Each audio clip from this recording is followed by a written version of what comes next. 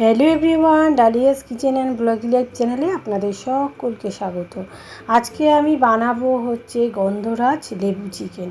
তো সামনেই জামাই ষষ্ঠী, জামাই ষষ্ঠী উপলক্ষে আপনারা এই রেসিপিটি অবশ্যই বানিয়ে খেয়ে দেখতে পারেন, দারুণ লাগে খেতে। তো আমি এখানে 500 গ্রাম চিকেন নিয়ে নিয়েছি। চিকেনটা ম্যারিনেশন করে নেব। তার জন্য প্রথমে দিয়ে দিলাম লবণ পরিমাণ মতো, আর দিয়ে দিলাম বড় চামচের 1 চামচ গোলমরিচ গুঁড়ো। কালো গোলমরিচটা গুঁড়ো করে আমি দিয়ে দিলাম। আর এখানে দেখুন আদা রসুন আর কাঁচা লঙ্কায় পেস্ট করে নিয়েছি, সেই পেস্টটা আমি দিয়ে দিলাম।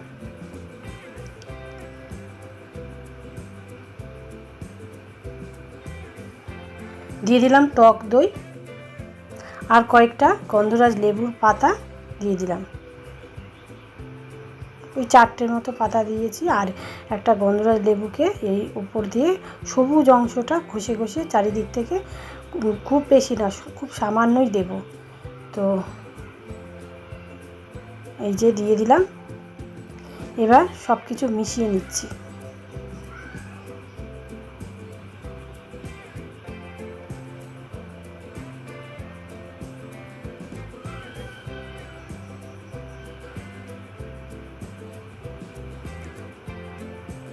তো মেশানো হয়ে যাওয়ার পরে এর মধ্যে দিয়ে দিলাম ধনের গুঁড়ো, 1 চামচ ধনের গুঁড়ো আর গরম মশলা, শাহি গরম মশলা দিয়েছি। আর দিয়ে দিয়েছি হচ্ছে রিফাইন তেল। রিফাইন তেল দেওয়ার পরে আমি মেখে ঢেকে রাখলাম। তো আধা ঘন্টা বাদে ঢাকনাটা আমি তুলে নিয়েছি, রান্না করতে এসেছি। এবার গ্যাসে কড়াই বসিয়ে দিয়েছি। কড়াইতে দিয়ে দিলাম একটু বাটার আর দিয়ে দিলাম সাদা তেল। চিকেনে কিন্তু আমি সাদা তেল মাখিয়ে নিয়েছিলাম। তো বাটার আর তেলটা আমি মিশিয়ে নিলাম। এখন 2টো শুকনো লঙ্কা দিয়ে দিলাম আর গোটা গরম মশলা দিয়ে দিলাম, লবঙ্গ, এলাচ আর দারচিনি। দেখতেই পাচ্ছেন কতটা পরিমাণে দিয়েছি। আর এখন একটু নাড়াচাড়া করে নিচ্ছি। এরপরে আমি একটা বড় সাইজের পেঁয়াজ এরকম কুচিয়ে নিয়েছি, সেই পেঁয়াজটা দিয়ে দিলাম। খুব সহজেই ঝটপট রান্নাটা হয়ে যায় আর খেতে কিন্তু অত্যন্ত স্বাদ হয়। পেঁয়াজটা কিন্তু আমি একটু লাল লাল করেই ভেজে নেব,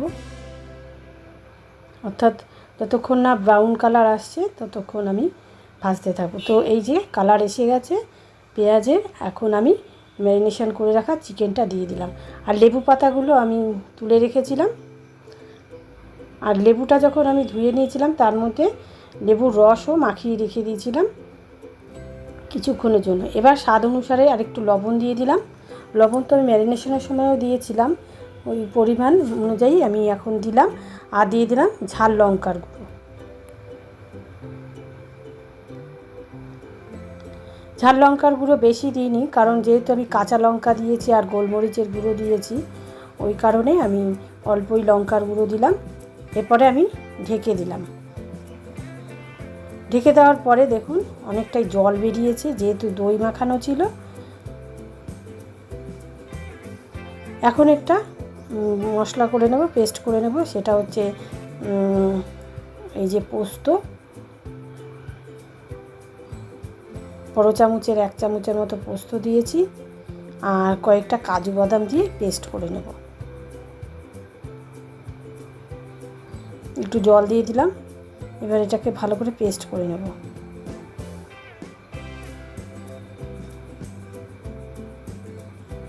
পোলাওর সাথে কিন্তু এই রান্নাটা, মানে গন্ধরাজ চিকেন, দারুণ লাগে। ভাতের সাথেও ভালো লাগে, এছাড়া রুটি, পরোটা, লুচি সবের সাথেই জমে যায়।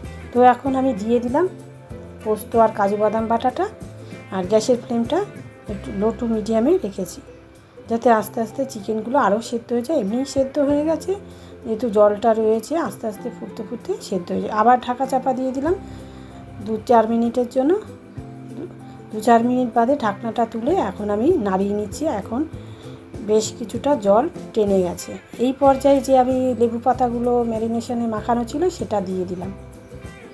আর 2টো স্লাইস গন্ধরাজ লেবুও দিয়ে দিয়েছি, দেখতেই পাচ্ছ। এখন কিন্তু প্রায় হয়ে গেছে। আমি এটা বন্ধ করে ঢাকা চাপা দিয়ে দিলাম কিছু সময়ের জন্য। তো 15 মিনিট বাদে আমি ঢাকনাটা তুলে নিলাম। এখনও কিন্তু মানে গরম আছে। আর 15 মিনিট বাদে আমি এর মধ্যে হাফ চামচ মতো মধু দিয়ে দেব।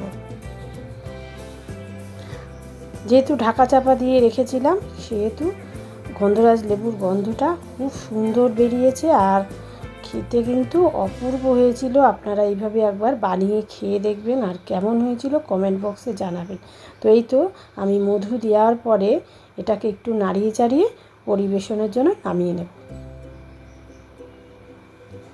তো গন্ধরাজ লেবু চিকেন কিন্তু রেডি হয়ে গেছে। এখন আমি পরিবেশনের জন্য নামিয়ে নিচ্ছি।